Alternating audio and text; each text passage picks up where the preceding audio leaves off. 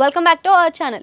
అవును నుంచి తప్పించుకున్న విజయ్ దేవరకొండ సాధారణంగా ఏ సినిమాకైనా కానీ ఆ కాంబోలు సెట్ అవ్వకపోతే ఇంకా అక్కడ తప్పుకొని ఇంకా వేరే హీరోలను రీప్లేస్మెంట్ చేయడం అందరికీ తెలిసింది. ఇంకా అవే కాకుండా కొన్ని విషయాలు ఆసక్తిగా కూడా ఉంటాయి. కొన్నాళ్ళ క్రితం రవిబాబు దర్శకత్వం వహించిన హర్రర్ థ్రిల్లర్గా తెరపైకి ఎక్కిన సినిమా అవును. అయితే ఇది హర్రర్ థ్రిల్లర్గా ఎక్కడమే కాదు, థియేట్రికల్గా కూడా మంచి విజయాన్ని అయితే సాధించింది. దీనికోసం అని చెప్పేసి ఇందులో హీరోగా విజయ్ దేవరకొండ దగ్గరికి వెళ్ళాడంట రవిబాబు. కానీ అప్పట్లో మనస్పర్ధాల వల్ల ఆ కథ అక్కడితో ఆగిపోయింది. ఇంకా ఆ కథ కోసం అని రీప్లేస్మెంట్ కోసం అని చెప్పేసి హర్షవర్ధన్ రానేని ఎంచుకున్నాడు రవిబాబు. ఇంతేకాకుండా రవిబాబు అండ్ విజయ్ దేవరకొండ కాంబినేషన్లో ఇంకో సినిమా కూడా ఉందండి. అదేనండి మన నువ్విలా సినిమా. ఇది ఉషా కిరణ్ మూవీస్ నుంచి నిర్మించిన సినిమా అనమాట. అయితే ఆ సినిమా పెద్ద విజయాన్ని అయితే అందుకోలేదు. ఆ సినిమాలో విజయ్ దేవరకొండ ఒక క్రికెటర్గా చిన్న క్యారెక్టరే చేసినప్పటికీ గుర్తింపు అయితే అస్సలే రాలేదని చెప్పుకోవచ్చు. అదే బాండింగ్ తోటి అవును కథని విజయ్ దేవరకొండ దగ్గరికి తీసుకెళ్లాడంట రవిబాబు.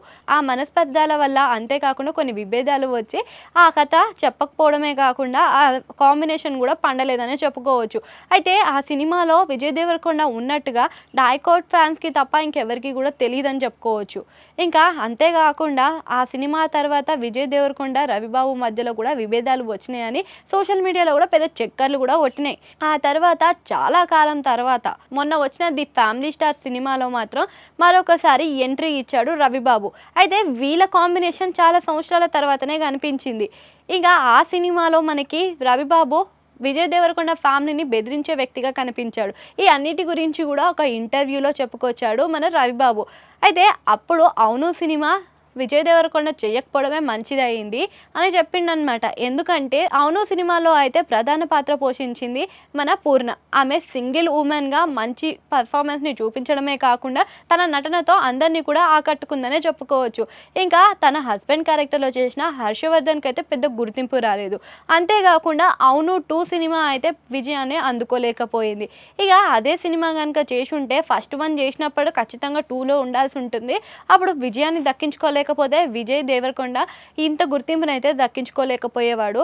ఇంకా రౌడీ బాయ్గా పేరు కూడా తెచ్చుకోలేకపోయేవాడేమో అని చెప్పుకొచ్చారు. అప్పట్లో అవును లాంటి సినిమాల నుంచి తప్పించుకొని అర్జున్ రెడ్డి లాంటి సినిమాని ఎంచుకోవడం వల్లనే విజయ్ దేవరకొండ ఈ స్థానంలో ఉన్నాడని చెప్పుకొచ్చాడనమాట రవిబాబు. అదేవిధంగా ప్రస్తుతం విజయ్ దేవరకొండ స్థానం చూస్తుంటే అందరికీ తెలిసిందే. పాన్ ఇండియన్ లెవెల్లో సినిమాలు అయితే చేయబోతున్నాడు. అందరికీ రౌడీ బాయ్గా కూడా మిగిలిపోయాడు. అంతేకాకుండా ఆయన స్థాయిని కూడా కాస్త పెంచుకునే లెవెల్లోనే ప్రయత్నాలు అయితే చేస్తున్నాడు అనమాట. అయితే మీకు విజయ్ దేవరకొండ సినిమాలలో మీ ఫేవరెట్ సినిమా ఏంటి? అది కామెంట్ సెక్షన్లో కామెంట్ చేయండి. అట్లనే గంట సింబల్ కనిపిస్తుంది, దానిలో నొక్కేది.